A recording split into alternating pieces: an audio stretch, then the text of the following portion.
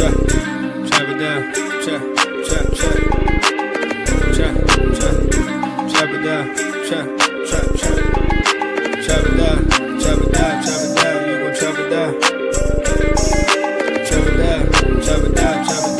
chop it down. Damn, set, watch him throw the ball. We gon' pick it off. You gon' let him hit the hole or you gon' cut it off. You gon' play through fourth and long or you gon' punt it off. Your defenders, heavy hitters, put your pads in. Don't be looking for the ref to throw no flags in. Keep the helmet on, keep the cleats tight. You the type to want to win by any means, right? You should look alive. This is Trap or Dive. Yes, sir. Welcome back to another episode of the Trap or Dive podcast. I'm your host, Trap or Dive podcast, Mual and Dre is in here. Let's get through the administrative items right quick. I see y'all in the chat. Rob, Benz, JC, what's up? Everybody that's listening, watching live, appreciate you as always, man. Hit that like button, hit that subscribe button. If you're on the YouTube side, if you're on the audio side, man, hit that follow button. If you're brand new, we definitely appreciate you checking in.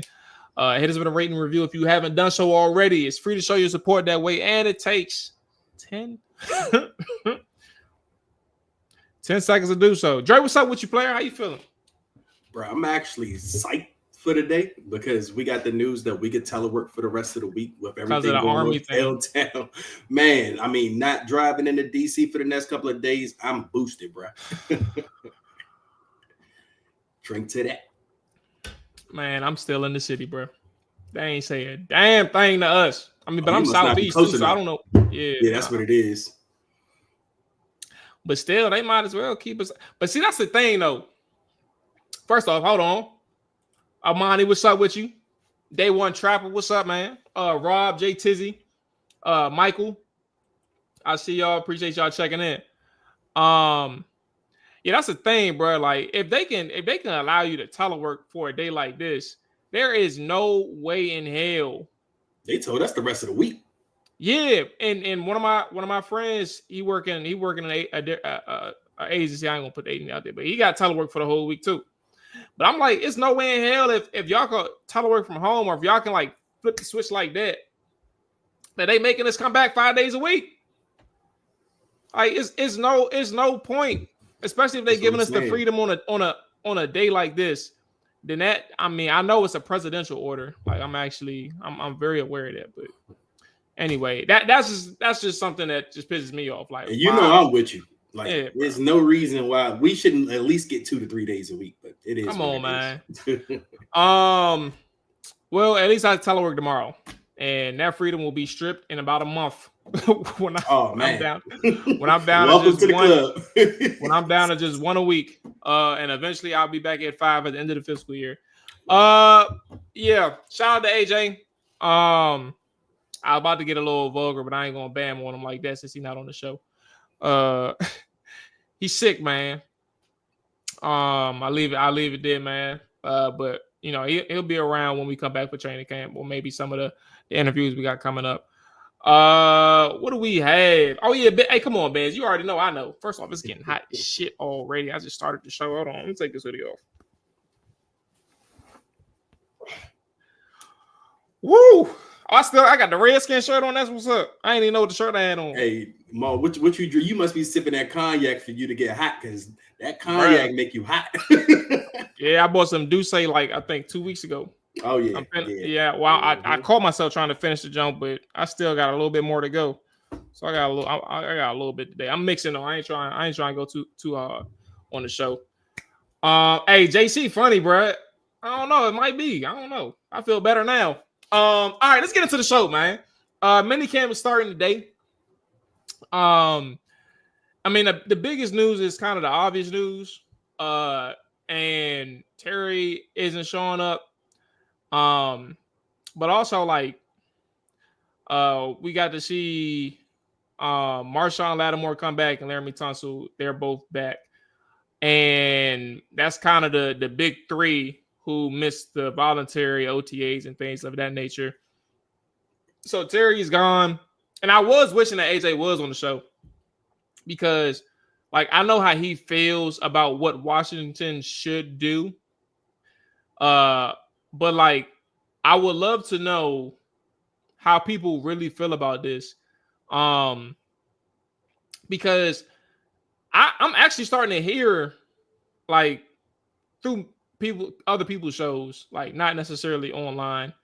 But I'm starting to hear from other people's shows like messages that they're getting and calls that they're taking. That some people are actually comfortable moving on from Terry, whether it's through a trade or letting him run his course in terms of his contract. So like acknowledging that, I know that's probably the minority. I'm just acknowledging that it exists, and that actually surprises me. So I think with that being known, I think that there's some people out here who are pretty scared that Terry may leave or that Washington may not get the deal done. And then there's some people who are scared that they may not get the deal done, but they want to be on the offensive, which is get rid of Terry. Anyway, I'll say all that to say, what's your temperature check right now? Everybody in the chat, what's y'all temperature check right now? Jay Tizzy, I'm with you. It's the off season. I think that I am in firm belief that a deal's getting done before the season starts. I had no thought that it'll be done like right away, but I did think training camp or before the season starts is when the deal with Terry gets done. What's up with you, Trey? What you thinking, man? I mean, I'm still not worried. By the way, have you heard some of the noise that I was talking about? Not only from AJ. Like, he's the only person I've heard that really kind of has been on this, let him go or prove it or whatever. But no, I mean, everyone I've talked to or heard from, they all want to pay Terry, and not many people are really worried. I've seen some of the worrying online, like people are, oh man, they got to get it done by any means necessary, give him whatever he wants. But I'm like, contract negotiations take time. I mean, it's not just about money. It's about the language within the contract. I mean, you're seeing this even with the Bengals with Shamar Stewart and Trey Hendrickson. Like, I mean, especially Shamar Stewart. That's a rookie deal, and it's like the Bengals won't pay this guy. But it's more so the language that's in it. But the Bengals take it to the extreme. I don't think Washington's gonna let it get to that point. But I mean, the reason why I'm not worried is because we've literally went through this before with Terry, like the same exact scenario, even though this was a different regime at the time, but we went through this with Terry. Terry missed the last mandatory minicamp when he was in contract negotiations. Last time he didn't get a deal done until July, right before training camp sometime. So no, they got plenty of time. The team, I don't think is worried. You never really hear Dan Quinn stressing about it. Adam Peters even talked about it a couple of months back on one of those pre-draft shows he was doing where he said, oh, we love Terry. We're going to definitely, keep Terry around a long time. He's a priority. So that's why none of this is really worrying me. It's just right now, fans are panicking because they're worried about too much outside noise, which I don't care about. I don't care what anybody on the outside says. They're looking at fan proposals from other teams and worrying that Terry's going to be traded. Terry's not going anywhere, because my question would be, if you move Terry, like, let's just say this thing just goes off the rails at this point, and you're like, all right, well, we're going to move Terry. What is the best case scenario that you're going to bring in a return that's going to help this team this year? Like, I don't see any realistic scenarios in that case. I think worst case scenario, absolute worst case, and I do not think is going to get to that point, is that Terry just plays on a 1-year deal. That's it. That's for me. You're talking about 1 year as in like his actual 2026. Because what is it? He's a free agent when? What year is he a free agent? After 2026. So he has 2 years left on his contract. He got 2025 and he has 2026. He has no guaranteed money left on his deal, does he? I don't have Spotrac up right now. I can check, but off the top of my head, I don't think he has any guaranteed money. Well, yeah, no, and again, worst case scenario, okay, he plays the last year of his deal, whatever. But no, I don't see a scenario where Terry ends up holding out. And I also really don't see it getting that far where they let it get to a point where Terry's pissed off and he's playing, on a contract that he doesn't want to play on anymore. I think something is done, honestly, max 30 days. Max 30 days. Okay, hey, so let's do, just for the sake of having fun, over June 10th. You said max 30 days, over, under. Let's do this for the chat. Over, under 30 days in terms of a contract getting signed for Terry. He said, you say max 30 days, so I'm just assuming you say under. I said under. And I'm going to go over. I think they do this in like a midnight training camp. Opening day for NFL is usually September 11th weekend. So I'm gonna say the week before that, like that, where that fourth preseason week is. Like I think it's around the time what it used to be the fourth preseason week. That's where I think they get the deal done for Terry. But see, I have a hard time with that one, Maul, because the reason why I have a hard time, I don't see Terry wanting to miss training camp, and I do think he'll sit out training camp if he doesn't get the deal he wants. You know, I never considered that. I don't think he's gonna play hardball like that, bro. I think he's gonna come into training camp. But I don't like, that's my guess. Like I don't see Terry the type of person that's a lot of money that you're gonna miss out on. Like minicamp made sense because also, if I remember right, back then they reimbursed Terry for the days he missed. Yeah, they gave him his bread back. That's why they weren't worried about that. Yeah, so like I can understand you missing like the off-season days. Training camp, he ain't Trent Williams. He ain't got Trent Williams money. Trent Williams missed the whole season, bro. That ain't gonna happen this time, bro. Yeah, he got an agent. Terry has an agent that seems like he plays hardball, even though he's like the bad guy for Terry. Terry's such a good guy. He wants to do the right thing, and I feel like he has this agent that's like, man, I gotta play devil's advocate on your behalf, like because you can't always be the nice guy. You gotta, just like the quote that came out, Terry's frustrated. Like I highly doubt that Terry was actually frustrated, but that's the language they have to use to kind of work the leverage for their side. So I do think he has an agent that will be like, look, Terry, don't even go to training camp until they start till they get this deal done. I think that would be the case with the agent. Okay, so Monty says under. Monty's with you, Dre. Amani's with you. K is with you.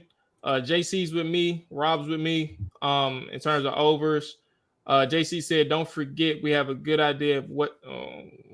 Are we sure? I don't know if we have a good idea what Terry wants. But I'm glad you brought that up, JC, because I think I always stuck to the tone of like the Brandon Ayuk money. Even when we was having discussions back in March or April, whenever we was having the initial discussions, I understand like all these deals that's going on, but I always thought like the idea of where Terry's team should target is more than Ayuk. I think Ayuk is at 30, so whatever numbers they got to shake out to make it better than Ayuk's contract is what it is. But that's my thought, JC in the chat and everybody in Dre. But I think if anything, I don't know if he's gonna be like a top 3 paid guy. I don't think they're gonna go that hard. If they do, I'll be utterly shocked that they're gonna give that much money to Terry. And truthfully, I don't know if that's a smart business move at all. But I do think paying him handsomely and fairly would be paying him more than the IU contract, which I believe was at like around 30 a year. But you know what I think that the holdup is? I don't even think that the holdup is the AAV, the average annual salary. I think the holdup is how many years the team wants to give him. Like I think that's what the key is. Need to be 3. Tie that man up with Jaden's contract. Yeah. And it really, because you're talking about Jada's contract extension comes up in about 3 years or so. So you want to be free up right around that point. But the question is, what does Terry's side want as far as years go? Yeah. That's the real question. Yeah, no, you're not lying.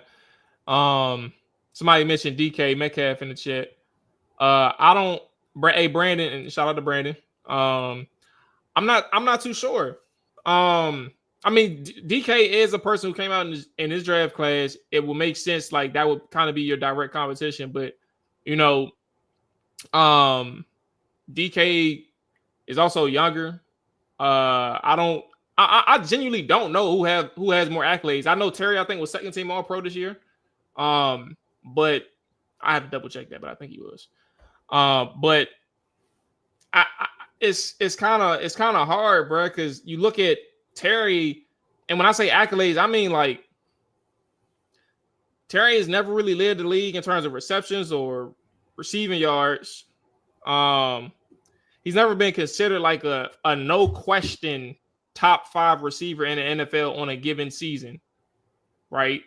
There's different things, and that's not to say that DK has. Let me be clear. That's not to say that DK has, but I think like their battles in terms of their negotiations may just be too different two different battles, if that makes sense. I don't know. I don't know. Yeah. Also, by the way, Dan Quinn acknowledged like it's not a distraction to the team. The way in which he kind of worded his words or kind of phrased his words in the presser today. What was kind of sometimes football and business intersect, and this is one of those things. Like, you know, he's not really concerned about Terry. I don't think the team is really concerned about Terry.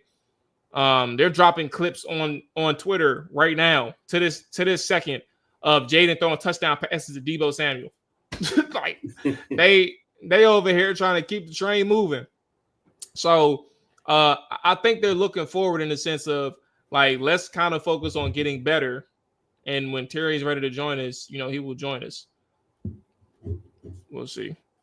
Yeah. All right. So some other things that's come out, some clips on Marshawn Lattimore, Linnell, friend of the show. He posted some video as well of Laramie Tunsil. He had a close-up video of him. Boy looks strong as shit. Strong as a motherfucker, bro. I ain't gonna lie to you. Dude looks strong. But Marshawn's back, man. And the word with Marshawn is that he's a full go. There's no restrictions. And while that's honestly to me, I don't think that's much of news, Dre, but I do think it's important from the sense of, you know, you come into a fresh season or a new year with the team that you joined in the middle of last season, where you can really have that clean slate, whatever it is. Like you can have that clean slate with the team. And AJ says he's never really been concerned with Marshawn. My thing is, and my only thing is, don't come back being some shit. Just don't come back and be bad. Like that is not a good omen. That's not a good like thing for him.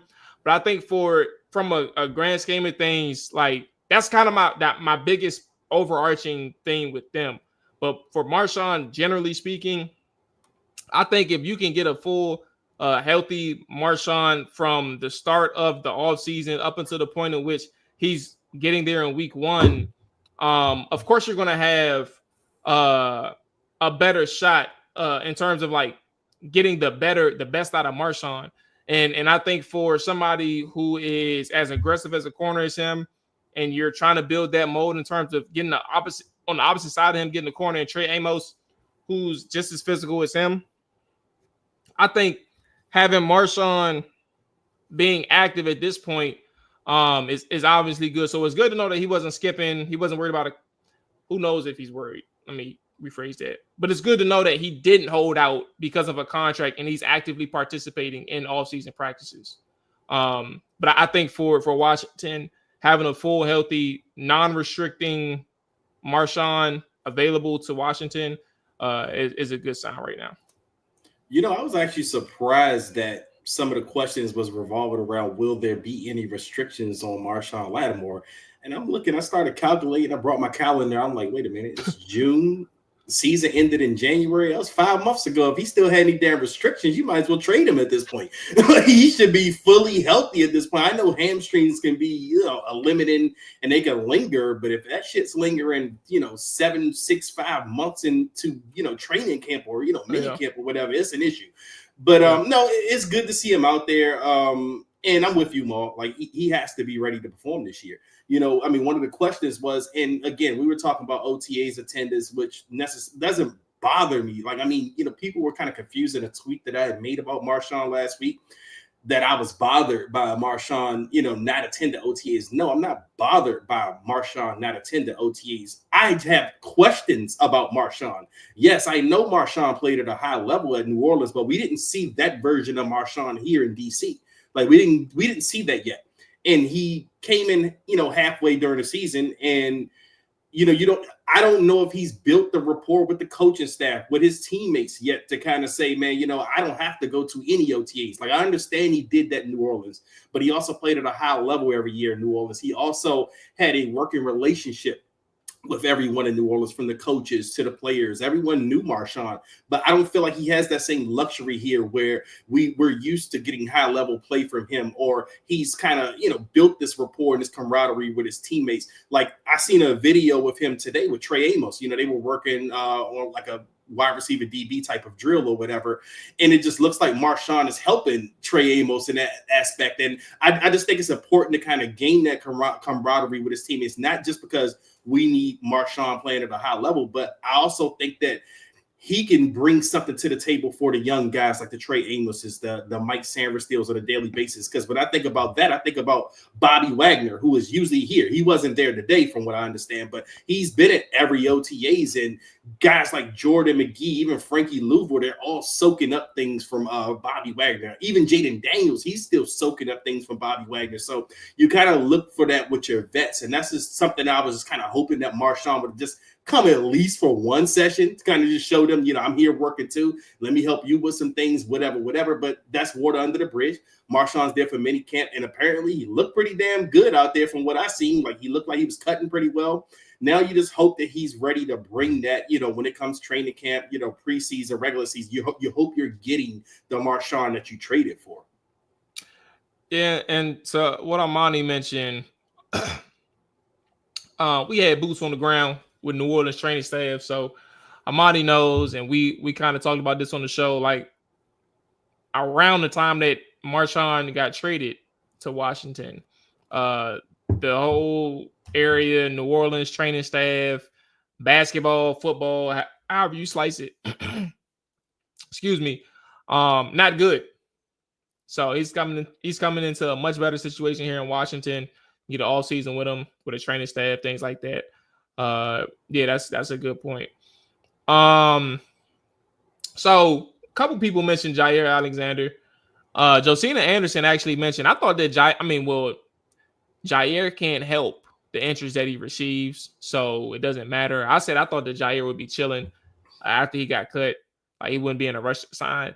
But Josina mentioned this morning that 6 teams have made immediate inquiries about Jair Alexander since he got released. Is Washington one of those 6? What's the percent chance that you give it that Washington is one of those 6? Because there's people in the chat right now that's asking, that's saying that Washington needs to be in on Jair. What's the percent chance that you give that?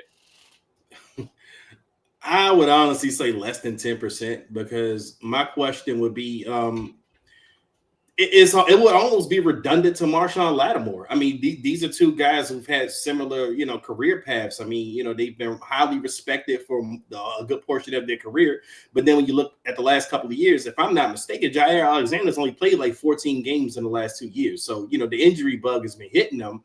So, if you got a Marshawn Lattimore you've already experienced the injury bug with him, it's like, I'm kind of picking up the same player here. Like, do I need 2 guys of the same ilk that I'm worried about injuries, and they also probably had their better days at other teams, So, no, I would really put it at less than 10%. Now, don't get me wrong. Jair Alexander is a hell of a talent, but it's just, where does he kind of fit in right now when you think about it? Like, if you didn't have a Marshawn Lattimore, sure, go get Jair Alexander, bring him in here. But I'm looking at the DB room. You got Marshawn, you got Mikey, you got Trey Amos, you got Noah, Jonathan Jones. So it's not really a weak cornerback room. Like, it's not something that I'm looking at like, man, that must be a position. Whereas if you were talking about some edge rusher with the same pedigree as a Jair Alexander, I'd be all over that, because I'm not looking at the edge rusher room like, man, we don't have this guy. But the cornerback room, I think we have something there. I think it's one of the stronger position groups on the team, at least on paper, that is. I mean, not to say that you can't have too many DBs, but again, I just go back to him and Marshawn. I said top 4 last week. Last week I said quarterback top 4. Yeah. I did start thinking about it after the fact. Like, was I tripping? Because I'm like doing the math. Like, so for those who missed last week's show, I said that we was playing 2 truths and a lie. And one of my truths was that both AJ and Dre thought was the lie. That I said that the cornerback position was a top 4 position group on the team. So like, if we do the math, like how would you rank? Who's your top 4, Dre? In the cornerback group or the position group? Position group. Position group. How would you? You don't have to do like 1 through 4, but who is your top? Who is your top 4? Well, I'm definitely going to say the quarterback room is in that top 4. I would definitely put the offensive line group in that top 4 right now. Definitely the cornerback room. I do think the cornerback room's in that top 4. Okay. It's no question for me, honestly, with that. And honestly, what would be the next one? Maybe the wide receiver group, I guess. I mean, because I don't know if we're putting the DL group in there yet because it's still a lot of unproven. All you got is Terry and Debo, but Terry and Debo is good. Not saying they not, but and maybe you have some possible. If we're playing Spades mode, Frankie. If we playing Spades mode, we got some possibles in there. In the wide receiver room. we don't know we have a Jalen Lane yet. I mean, maybe Luke McCaffrey who had a big day. He made a couple plays today. Yeah, I mean, then you still got Noah Brown and Michael Gallup. Who knows what you have there? So again, you have the possibles. But again, I do think. But you know what? Never mind. Linebackers in the top 4 just because Bobby and Frankie Louvu. I mean, those are all pros there. By default, we'll go with that as the last position group for the top 4. Okay. And you still got D Payne on the defensive line. Yeah. Jaden said tight ends. I'm not. All you got is I ain't gonna disrespect John right? Bates the like Bates that. is a blocker. Yeah. He's a great blocker. I think. I ain't gonna disrespect Bates like that. That tight end may be like 7 or 6. Possible. Yes. Yeah. It's something to think about. It is. Something to think about. But like, yeah, for sure. Like but when you said like it's one of the stronger position groups, I was like, yeah, like so I knew I wasn't tripping back then, but I really did start thinking after the show, like, who else could compete for the top 4 spots? Okay. So I don't know about Jair, like, because Jair, I mean, it's nothing about the player, but it's more about what you're bringing in. And also, like, there's going to be teams out there that's competing for Jair that really needs him. And when I say that, I mean, like, Washington, I'm not going to go through the whole spiel because Dre went through it. Like, Washington has depth. They have 3 potential starters already. Sanders can start outside or inside. John Jones can start inside or outside. Marshawn can start outside. Trey Amos can start outside, right? And then you got your backups. As much as like I feel like this is probably the case if we the fans had control over who we can sign, who Washington can sign. This is kind of like being greedy in a sense, like over saturating a position that you don't really need to oversaturate. So I see it, I want it. Exactly. So this is one of those ones where you got to know, like, yeah, you like the idea of a Jair, but he can go on somewhere else. So I'm against Jair, and in terms of percentage, I would say Washington is probably like at less than 10%, just like you, Dre. Okay. What else has happened? What else has happened to this point? Jaden said Senate year 2. I mean, it's unproven. We can't. I'm about to say we can't put that boy. First off, don't let AJ hear this. Or he wouldn't have liked my McCaffrey comment either. He would have hated me. What else are we missing from mini camps or anything that's popped out from quotes or anything? Am I missing anything? Because I didn't hear Dan Quinn's presser today. I heard a couple of snippets, but I don't know too much of what he was talking about. Let's see what I found. Why did they interview Trustway today? Javon Kinlaw, him doing an interview, didn't hear it, but I did see him doing an interview. Brian Robinson. Wait, Brian talked today? Yeah, I saw him talking. Oh, damn. Yeah, I'm looking at it right now. I'm excited to come along here and show what I'm supposed to be. All right, let's hear what he got to say. Let's see what Brian Robinson had to say. How long is this clip before All right, yeah, it's not that bad. All right, here we go. Let's listen to Brian Robinson and see what he had to say. This is from Scott Abraham, ABC 7 News. And I need to take my level of focus up, a notch or two. Definitely it's a big year, not only for me, but for a lot of guys around here too. So, definitely want to take the focus level up, and just stay focused, and get ready for a long season ahead of us. So step by step, just attack the process and, be ready for everything that comes. You mentioned it being a big year. Obviously, this is the final year of your rookie contract. I'm sure you love it here. How important is it to kind of put some good tape out there, be you and just kind of grow and evolve as a player here? I mean, that's been the goal since I stepped foot on this campus. It's just to prove, who I am. You ain't in college no more, bro. The program, but to myself, and biggest year to do that. Just to continue to show, who I am and what I'm about, and I'm excited to be able to continue along here and to show why I'm here and I'm supposed to be here. Specifically, what have you been kind of focused on working on wise? Technique, pass pro. What are you kind of honing in on over these last couple of months?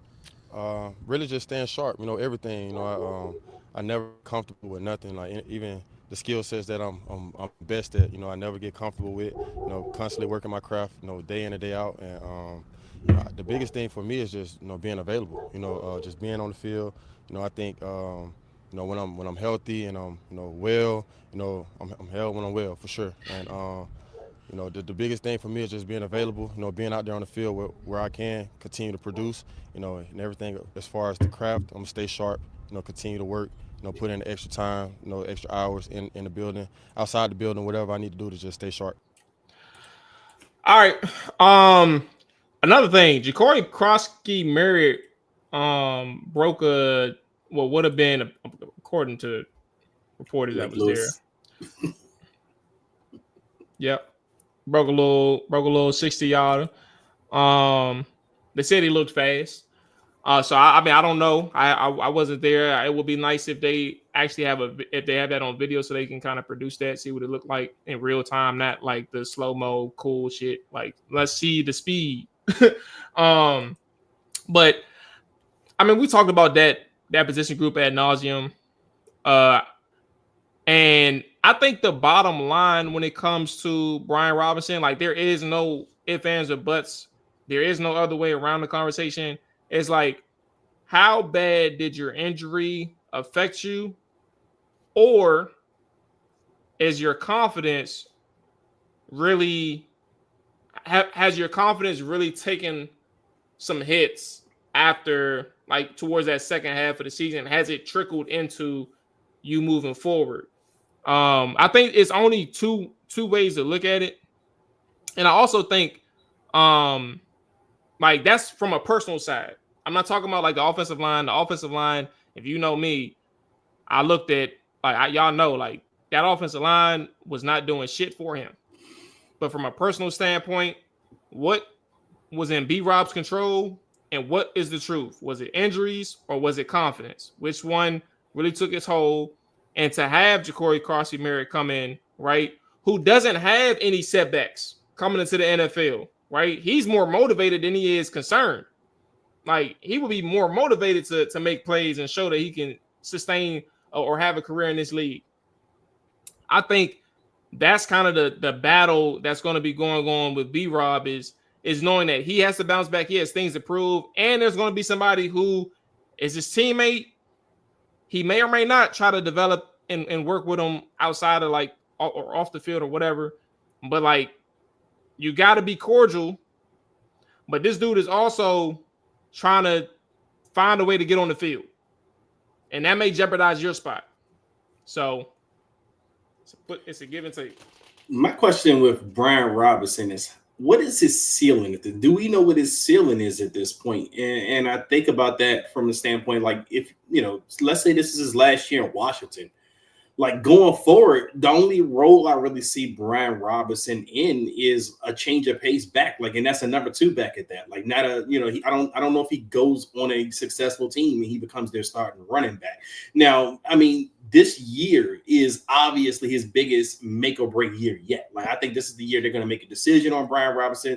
This is the year I think everyone will know what the true Brian Robinson is, because as you alluded to, last season, when the struggles started to happen, you noticed that the offensive line wasn't that great. But then when you think about running backs, and you like, I don't buy into the notion that a running back is only as good as his offensive line, because I do think there's running backs that are really, really damn good that can still excel despite, whatever their offensive line may be. So B-Rob at this point to me just seems like a guy that's going to be in that number 2 running back category. But because of what Washington has had here over the last couple of years, who else is really going to challenge him for that starting spot? I mean, Eckler, they don't want Eckler to be an every down back here. That's not what they signed Eckler to do. Eckler's role has been defined since they signed him. He's going to be the third down back. He's going to be the pass catching back, but he's not going to be the every down running back. Now, the question is, can a guy like Ja'Cory Crosby-Merritt, a.k.a. Bill, can Bill come in and push Brian Robinson like no one has had to this point yet for that starting running back job? So you got to wonder, is this going to make him be a more motivated Brian Robinson? And what does a more motivated Brian Robinson look like? Like at his ceiling, at his peak, what does that look like? Does that look like 1,000 yards, or does that look like 100 more yards than we're used to seeing out of Brian Robinson? So that's the question. I mean, I have my doubts at this point. So now I'm just looking at, these tweets about Bill, him breaking 60-yarders and looking good at practice. Like, maybe the 7th round running back will push this guy. Maybe we can start expecting that a bit. But I am interested and I am intrigued to see what a more motivated Brian Robinson looks like. And I'm intrigued to see if he kind of proves me wrong in the sense that he can be 1,000-yard running back. Because I'm just not sure he's that now at this point. And last year around this time, I did think he could be that. But now around this time, I have my doubts that he could be that 1,000-yard running back. I'm about to go to a couple training camp practices. You know what? I'm doing it for Moneyball. I'm about to go to a couple training camp practices to see what B-Rob talking about. I'm going to report back live on Hogs Haven and Tribe or Die podcast so I can tell y'all what my true prediction is for B-Rob this season. Since Moneyball know I love me some B-Rob, man. How about that? Okay. Yeah, I don't think there was much else. If we're missing anything, I mean, I heard it's day one, so it's like how much, That too. I do think it was interesting when Terry, or when it was reported that Terry was gone, that I started calling out some common names. Luke McCaffrey, Michael Gallup, who was the other person? KJ Osborne, like more familiar names, and people started shooting undrafted guys, and the unheralded guys my way said these are people I want to see succeed. I'm like, well, you want to be realistic, or you want to be like, you want to keep it a buck? Like who's going to be more likely the backup slot, or the backup X, or the backup Z, or the rotational utility receiver? It ain't gonna be them undrafted guys.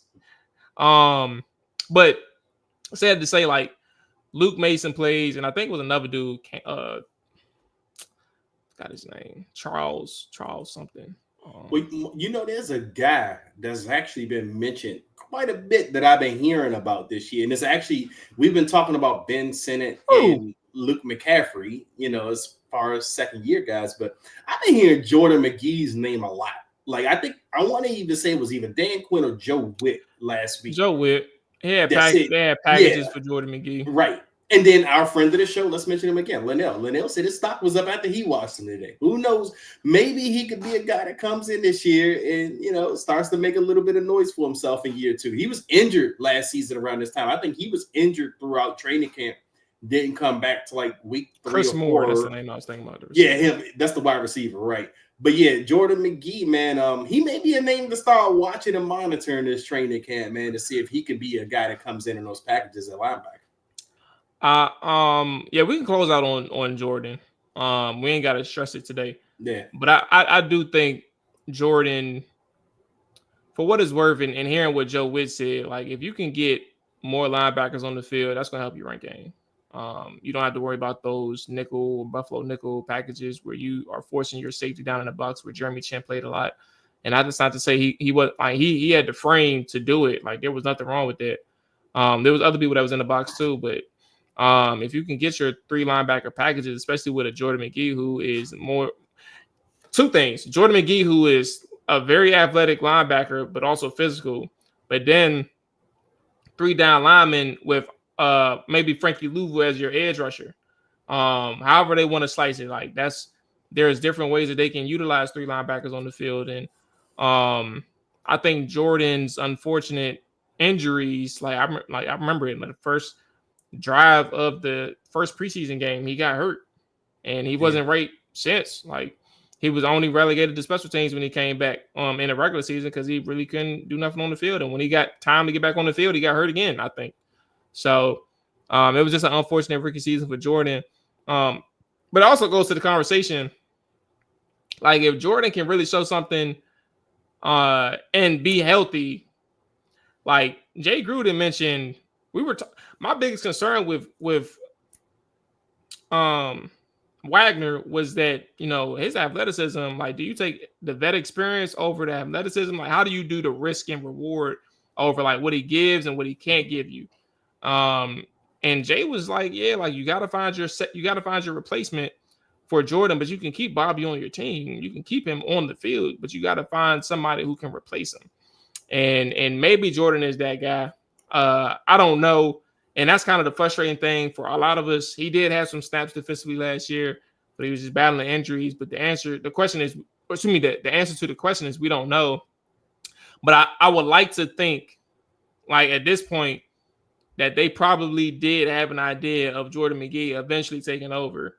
But he need to get his shit together, which is partially his fault, partially not. Injuries are injuries.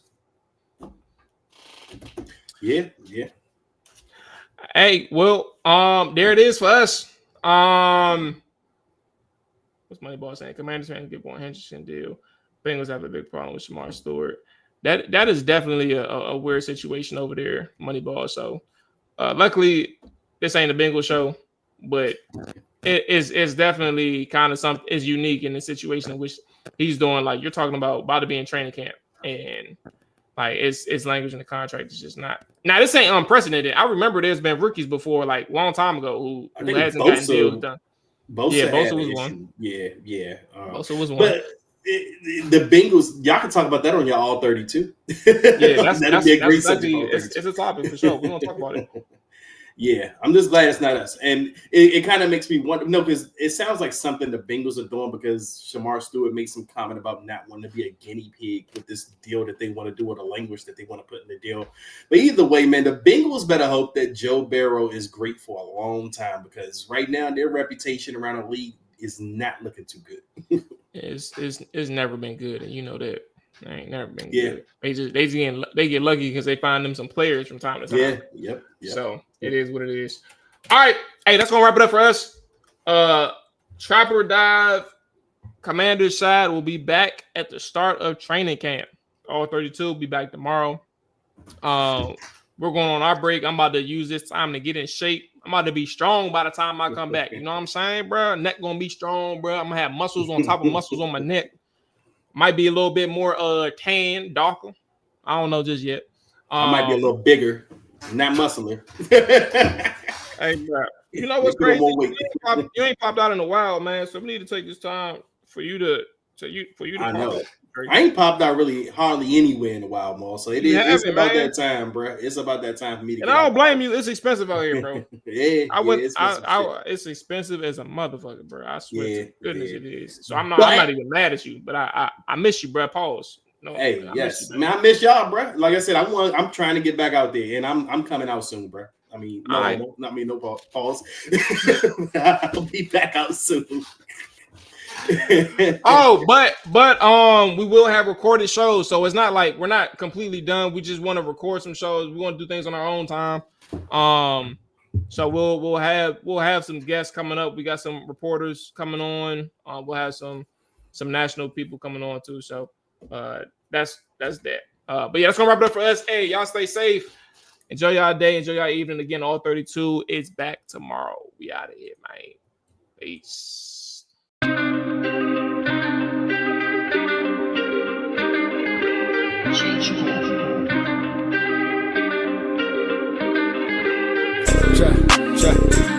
it down. Chop it down. Chop